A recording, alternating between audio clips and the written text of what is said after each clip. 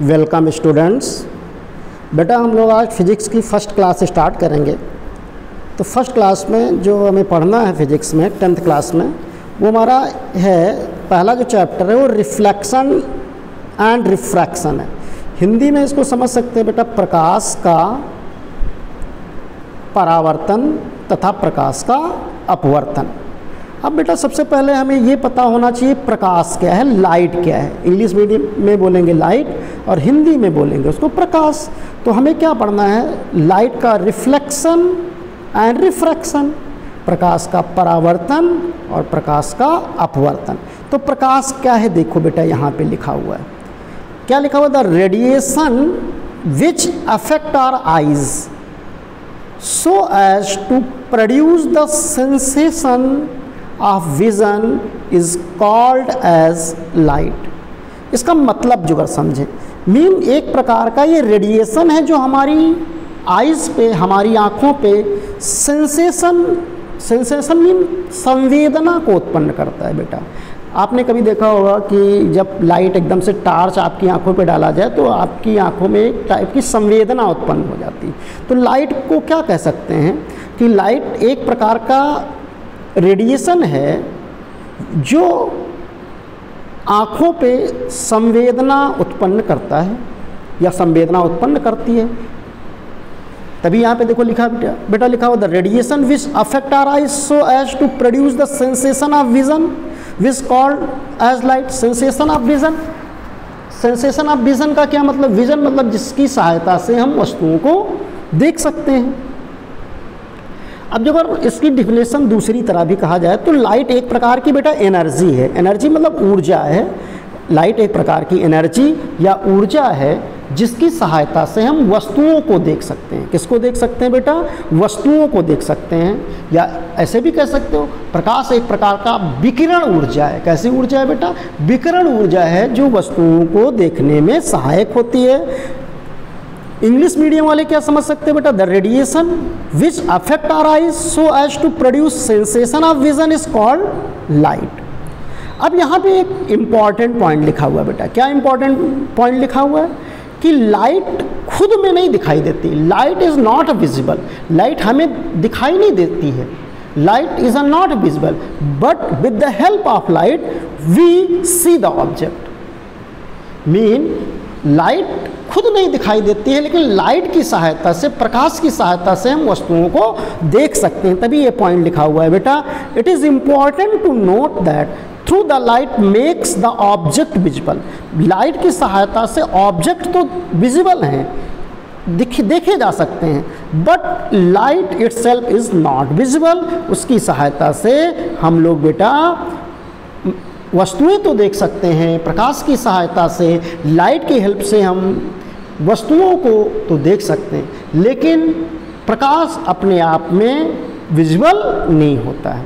तो ये प्रकाश के बारे में है। तो प्रकाश या लाइट के बारे में, जो लाइट आपसे पूछा जा रहा है, तो लाइट का बेटा ये डिफिनेशन हो गया। उसके नीचे क्या है, प्रॉपर्टीज़ ऑफ लाइट। लाइट की प्रॉपर्टीज़ क्या हैं, अगली हेडिंग क्या है बेटा, प्रॉपर्टीज़ ऑफ लाइट। तो सबसे पहले देखो क्या लिखा, light is a form of radiation energy. क्या लिखा हुआ, light is a form of radiation energy. सीधा सीधा कह सकते हैं लाइट एक एनर्जी है। लाइट एक प्रकार की क्या है बेटा, ऊर्जा है। Light is a form of radiation energy. Hindi medium वाले क्या कह सकते हैं, लाइट एक प्रकार की विकिरण ऊर्जा है। कौन सी ऊर्जा है बेटा, विकिरण ऊर्जा। और इंग्लिश मीडियम वाले कह सकते हैं light is a form of radiation energy.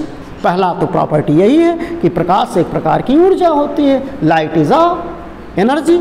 दूसरा पॉइंट प्रॉपर्टी क्या है, it produce the sensation of vision. Mean ये हमारी आँखों पे दृष्टि संवेदना, सेंसेशन ऑफ विजन का मतलब दृष्टि संवेदना। जब हमारी आँखों पे प्रकाश पड़ता है किसी ऑब्जेक्ट से रिफ्लेक्ट करके, तो फिर क्या होता है, जिससे हम वस्तुओं को देख सकते हैं। ये बेटा जब हम ये चैप्टर आगे प्रोसीड करेंगे तो सेंसेशन ऑफ विज़न, कैसे इमेज बनती है, कैसे हम ऑब्जेक्ट को देखते हैं, ह्यूमन आई क्या है, ये आगे के चैप्टर में प्रोसीड किया जाएगा। अभी आप सिंपल ये बात समझ लीजिए, it produce the sensation of vision. इसका मतलब है कि लाइट जो है वो दृष्टि संवेदना या सेंसेशन ऑफ विज़न प्रोड्यूस करती है। तीसरा पॉइंट अभी आपको ऑलरेडी बताया गया है, light itself is not visible. क्या लिखा हुआ बेटा? Light itself is not visible, मतलब लाइट जो है, प्रकाश जो है, वो स्वयं में दिखाई नहीं देता है। Light itself is not visible, ये पॉइंट हो गया है प्रॉपर्टीज़ में। एक पॉइंट और है बेटा, light energy is a form of electromagnetic wave. जो लाइट की एनर्जी है, लाइट एनर्जी वो किसके फॉर्म में होती है? ये की पॉइंट है बेटा, याद कर लीजिए कि light is a electromagnetic wave. ये मैक्सवेल एक साइंटिस्ट थे, ये आगे की क्लासेस में आप पढ़ेंगे 12th में इलेक्ट्रोमैग्नेटिक वेव, लेकिन अभी आप इतना लर्न कर लीजिए, light is a form of electromagnetic wave. ये बेटा विद्युत चुंबकीय तरंगों के रूप में होती है। हिंदी मीडियम वाले ऐसे कर सकते हैं कि प्रकाश आपकी विद्युत चुंबकीय तरंगों के रूप में होता है। ये मैक्सवेल एक साइंटिस्ट थे, उन्होंने ये बात बताई थी। अगला क्या है इसी में, which consist electric and magnetic field, क्योंकि इलेक्ट्रोमैग्नेटिक वेव है तो बेटा इसमें इलेक्ट्रिक फील्ड भी होता है और मैग्नेटिक फील्ड भी होता है।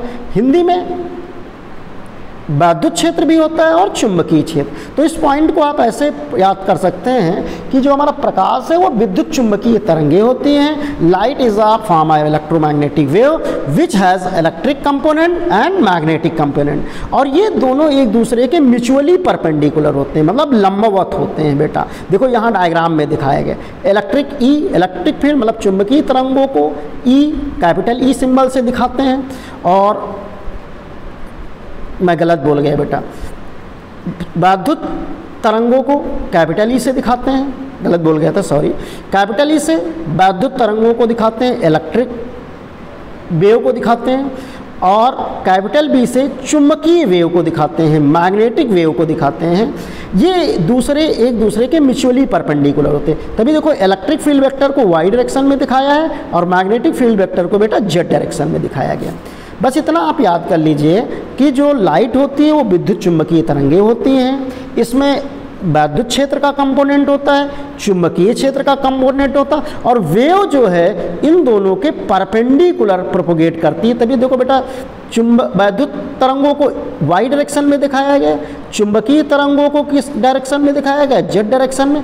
तो वेव का प्रोपोगेशन मतलब जो वेव है वो किधर जा रही है? एक्स डायरेक्शन में जा रही है। तो इस पॉइंट में आप सिंपली इतना याद लर्न कर लीजिए कि जो प्रकाश है वो विद्युत चुंबकीय तरंगे होती हैं, इसमें विद्युत क्षेत्र भी होता है, चुंबकीय क्षेत्र भी होता है, वो एक दूसरे के परस्पर लंबवत होते हैं, और वेव उन दोनों के लंबवत ट्रैवल या प्रोपोगेट करती है। इंग्लिश मीडियम वाले कैसे कर सकते हैं? Light is a electromagnetic wave which consist electric field vector and magnetic field vector which are mutually perpendicular and wave propagate perpendicular to both component which is shown in the figure। इस diagram में आपको दिखाया गया, ये भी एक property है। इतना आप ना लर्न कर पाएँ तो आप सीधा सीधा याद कर लें कि light is a electromagnetic wave, इतना भी आपके लिए सफिशिएंट है। इतना याद कर लें कि प्रकाश विद्युत चुंबकीय तरंगे होती हैं, ये मैक्सवेल के अनुसार है। किसके अनुसार है बेटा? मैक्सवेल। इतना लर्न कर लीजिए। लाइट जो है प्रकाश इलेक्ट्रोमैग्नेटिक वेव, उसको हिंदी में विद्युत चुंबकीय तरंगों के रूप में होता है, ये भी याद कर सकते हैं। ये पॉइंट इंपॉर्टेंट है आपके लिए, इसको भी लर्न करें। The wavelength of light range 3900 angstrom to 7800 angstrom होता है बेटा। जो हमारा प्रकाश है उसकी वेवलेंथ का मतलब तरंग दैर्घ्य, प्रकाश की तरंग दैर्घ्य की जो रेंज है वो 3900 एंगस्ट्रॉम से 7800 एंगस्ट्रॉम होती है। हिंदी मीडियम वाले कह सकते हैं कि प्रकाश की जो बेटा तरंग दैर्घ्य है वो 3900 एंगस्ट्रॉम से 7800 एंगस्ट्रॉम तक होती है। इस पॉइंट को लर्न कर लीजिए। आपसे ऑब्जेक्टिव क्वेश्चन में पूछ सकता है कि what is the range of wavelength range of the light, तो आप ये याद कर लीजिए 3900 एंगस्ट्रॉम टू 7800 एंगस्ट्रॉम।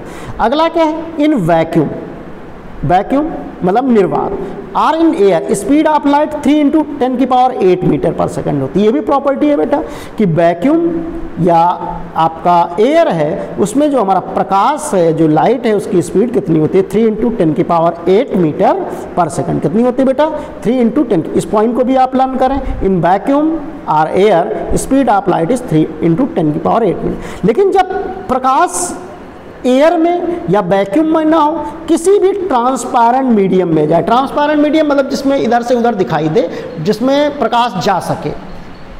तो जो कोई ट्रांसपेरेंट मीडियम है लाइक ग्लास, ग्लास मतलब कांच में प्रकाश चला जाता है, ये क्या है H2O पानी में चला जाता है। तो जो अगर कोई ट्रांसपेरेंट मीडियम है, कांच है या पानी है, वाटर है, इन सब में प्रकाश का वेग या स्पीड क्या 3 × 10⁸ मीटर पर सेकंड होती है? नहीं बेटा, 3 × 10⁸ मीटर पर सेकंड नहीं होती है। उसमें प्रकाश का वेग 3 × 10⁸ मीटर पर सेकंड से कम होता है। कितना होता है बेटा? 3 × 10⁸ मीटर पर सेकंड से कम होता है। तो आप इस पॉइंट को याद कर लें कि वैक्यूम या एयर में स्पीड ऑफ लाइट कितनी होती है? 3 × 10⁸ मीटर पर सेकंड। लेकिन कोई भी ट्रांसपेरेंट मीडियम है, ग्लास है, वाटर है, उसमें आपकी प्रकाश का वेग, आपका प्रकाश का वेग, लाइट की स्पीड 3 × 10⁸ मीटर पर सेकंड से कम होता है। अगला क्या है? When light travel one transparent medium to another transparent medium, जब लाइट एक ट्रांसपेरेंट मतलब पारदर्शी माध्यम से दूसरे पारदर्शी माध्यम में जाता है, इसको इंग्लिश में कह सकते हैं when light travel one transparent medium to another transparent medium, तो उसका वेवलेंथ बेटा क्या हो जाता है? चेंज हो जाता है। मतलब जब भी प्रकाश एक पारदर्शी माध्यम से दूसरे पारदर्शी, मतलब एयर से मान लो ग्लास में गया या ग्लास से वाटर में गया, मतलब एक पारदर्शी माध्यम से एक ट्रांसपेरेंट मीडियम से दूसरे ट्रांसपेरेंट मीडियम में जाएगा, तो उसका बेटा वेवलेंथ मतलब कि उसकी तरंग दैर्घ्य और उस बदल जाती है, और उसकी क्या बदल जाती है? स्पीड बदल जाती है। जब एक पारदर्शी एक ट्रांसपेरेंट मीडियम से अनदर ट्रांसपेरेंट मीडियम में जाएगा तो उसका वेवलेंथ बदलेगा और उसकी स्पीड बदलेगी, लेकिन उसकी फ्रीक्वेंसी बेटा बदलती नहीं है। इस पॉइंट को याद कर लीजिए, लर्न कर लीजिए। चलिए अगला क्या है? अब बेटा रिफ्लेक्शन ऑफ लाइट है।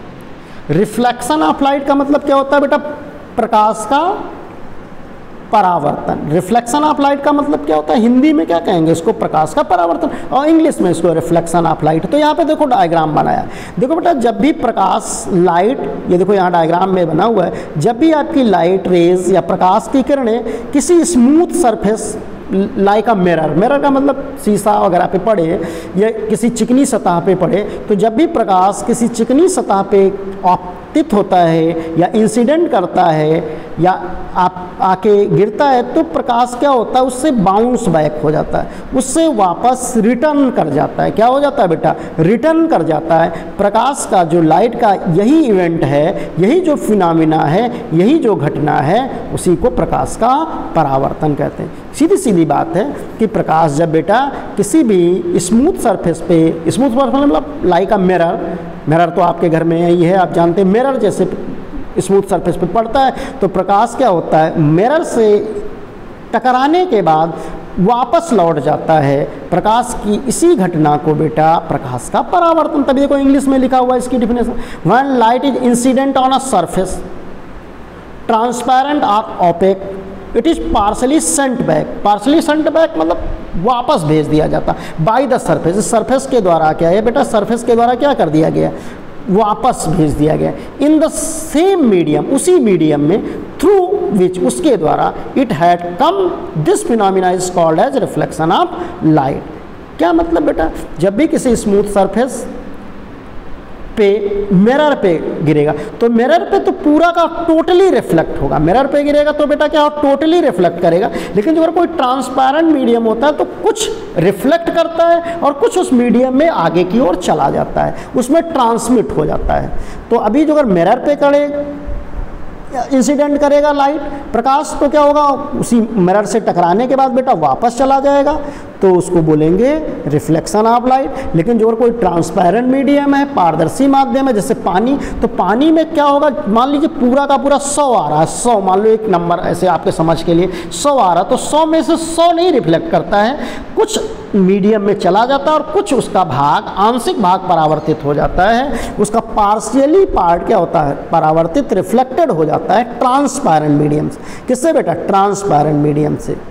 लेकिन जब आपका मिरर जैसा होगा तो टोटली रिफ्लेक्ट करेगा। तो सीधी सीधी बात आपने क्या पढ़ी कि प्रकाश का किसी चिकनी सतह से टकरा करके वापस चले जाना प्रकाश का परावर्तन कहलाता है। इंग्लिश मीडियम वाले कैसे कह सकते हैं कि bounce back of light rays from smooth surface like a mirror is known as reflection of light. ये तो बेटा प्लेन सरफेस के थ्रू है। जो अगर कर्व्ड सरफेस हो, कर्व मतलब थोड़ा वक्राकार हो, कर्व सरफेस हो, तो उससे प्रकाश का परावर्तन आएगा और रिफ्लेक्ट करके बाउंस बैक, मतलब ये लाइट आपकी आई और आने के बाद बेटा बाउंस बैक गई, तो इसी को क्या कहेंगे बेटा, प्रकाश का परावर्तन कहेंगे। स्मूथ सरफेस पे मीन प्लेन सरफेस का समतल से ऐसे है, वक्र सरफेस से, वक्र पृष्ठ से आपका बेटा ऐसे होता है।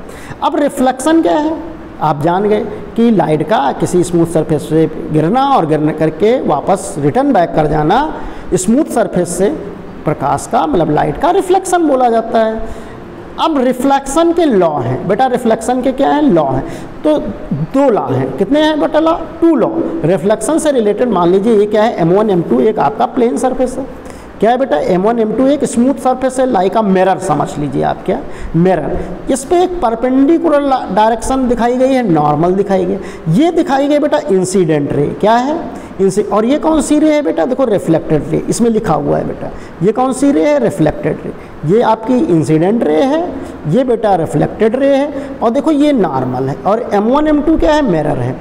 तो ये इंसिडेंट रे और नॉर्मल के बीच का एंगल देखो क्या, आई angle of incident ray, I angle, और नॉर्मल का मतलब क्या बेटा, ये नॉर्मल है आपका, और ये रिफ्लेक्टेड रे है, ये कौन सी रे है बेटा, रिफ्लेक्टेड रे। तो रिफ्लेक्टेड रे और नॉर्मल के बीच का एंगल क्या है, देखो आर, तभी देखो लिखा एंगल ऑफ रिफ्लेक्टेड रे। तो यहाँ पे हम लोग क्या पढ़ रहे हैं, लॉ ऑफ रिफ्लेक्शन मीन परावर्तन के नियम। तो बेटा परावर्तन के कितने लॉ हैं, 2 लॉज हैं, देखो यहाँ लिखा हुआ 2 लॉज, कितने लॉ हैं बेटा, 2 लॉ, मतलब 2 नियम है परावर्तन के। ये डायग्राम है, तो पहला लॉ क्या है, देखिए इसमें आपको लिखा हुआ है, the incident ray normal at the point of incident and reflected ray all in the same plane. मतलब क्या है बेटा कि ये इंसिडेंट रे, ये इंसिडेंट पॉइंट और ये रिफ्लेक्टेड रे और ये नॉर्मल, ये आपका नॉर्मल, ये सभी एक प्लेन में होते हैं। क्या होते हैं बेटा, एक प्लेन में। हिंदी मीडियम वाले क्या कह सकते हैं, आपतित किरण, परावर्तित किरण, अभिलंब, और जहाँ पे ये गिर रहे हैं ये सभी क्या होते हैं, एक ही तल में होते हैं। ये फर्स्ट लॉ है, आपको लर्न करना पड़ेगा। क्या करना पड़ेगा बेटा, इसको लर्न करना पड़ेगा। The incident ray, the normal at the point of incident and the reflected ray all lie in the same plane. किस प्लेन में होते हैं बेटा, सेम प्लेन। ये तो फर्स्ट लॉ हो गया। दूसरा लॉ सिंपल है, मीन नॉर्मल, ये नॉर्मल के साथ इंसिडेंट रे का एंगल आई, और नॉर्मल के साथ, ये नॉर्मल के साथ रिफ्लेक्टेड रे का एंगल आर, ये आपस में क्या होते हैं बेटा, इक्वल होते हैं। यही सेकंड लॉ है, the angle of reflection are is equal to the angle of incident.